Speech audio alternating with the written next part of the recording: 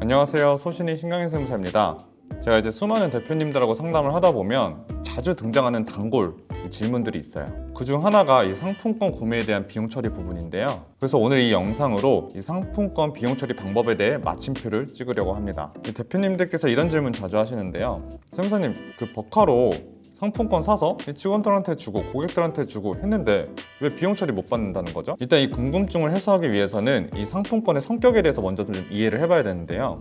이 상품권을 현금처럼 쓸 수 있다 보니까 현금성 자산에 해당해요. 근데 이 상품권 누가 발행했는지, 누가 쓸 건지 안 써 있죠. 다시 말해서 이 무기명 증권에 대한 성격도 가지고 있거든요. 여기서 이제 문제가 발생하는 거예요. 이 단순히 상품권을 사서 누구한테 줬다라는 설명만으로는 이 국세청에서 인정을 할 수 없다라는 입장인 거죠. 포털 사이트에 상품권 관리 부실, 상품권 관리 부적절 이런 것만 검색을 해보셔도 이 공공기관이나 이 일반 기업들에서 이 상품권에 대한 이슈들이 많이 발생한 것들을 접하실 수 있는데요. 궁금하신 부분들은 한번 찾아보시면 좋을 것 같아요. 그럼 이제 어떤 문제가 발생하냐면 회사에서 상품권을 구매해서 지급을 했는데 누가 받았는지, 어떻게 지급했는지, 언제 지급했는지, 어떤 명목으로 지급했는지 이런 것들이 입증이 안 되면 국세청은 인정할 수 없다는 거예요. 이거를 이제 업무 무관 자산으로 봐서 비용 처리가 불가하게 되는 거죠. 업무 관련성이 입증되지 않으면 개인 사업자는 이 비용이 부인되니까 소득세를 추징당할 수 있고, 이 법인 사업자는 이 법인세만 추징당하는 게 아니라 그 상품권 구매 금액을 이 대표자가 개인적으로 썼다고 봐서 이 대표자 소득세까지 추징을 당할 수가 있어요. 단순히 세금만 추징되는 게 아니고 가산세까지 추징될 수 있기 때문에 굉장히 리스크가 좀 크죠. 그럼 이제 이 앞서 말씀드린 문제가 발생하지 않게끔 하려면 어떻게 해야 되냐? 결론부터 말씀드리자면 이 상품권 관리 대장을 작성해야 됩니다. 이 작성 방법에 대해서 몇 가지 핵심 포인트를 짚어보려고 하는데요. 첫 번째, 지급일자입니다. 이 상품권을 실제로 발송한 날짜가 해당될 거고요. 이 지급 시점과 회계 장부 내역이 일치해야지 세무조사에서도 인정이 됩니다. 그 다음에 이제 지급 대상자인데요. 직원일 경우에는 4번, 거래처일 경우에는 상호, 그 다음에 이제 실명, 그 사람의 어떤 직책 등 누구한테 지급했는지 최대한 구체적으로 기록을 해야 됩니다.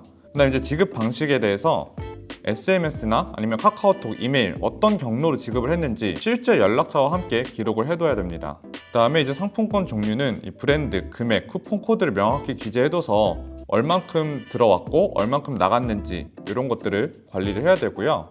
이 지급 총액 부분은 지급 총액하고 회계 장부 내역이 일치해야 세무조사에서도 인정이 됩니다. 그리고 이제 지급 목적 관련돼서는 구체적 사유를 기재를 해야 되는데요. 직원 복리후생인지, 복리후생 중에서도 경조사에 대한 건지 아니면 이제 근속 포상에 대한 건지 이런 것들.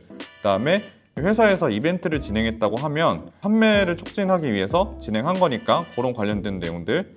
그 다음에 거래처에 선물을 줬다 하면은 기업 업무 추진비 이런 식으로 관리가 돼야겠죠. 다음으로 이제 수령 여부, 수령이 완료됐는지 아니면 수령이 안 됐는지, 혹시 지급할 때 좀 오류가 발생한 내역들이 있는지 이런 실제 지급 내역 관리가 필요하고요.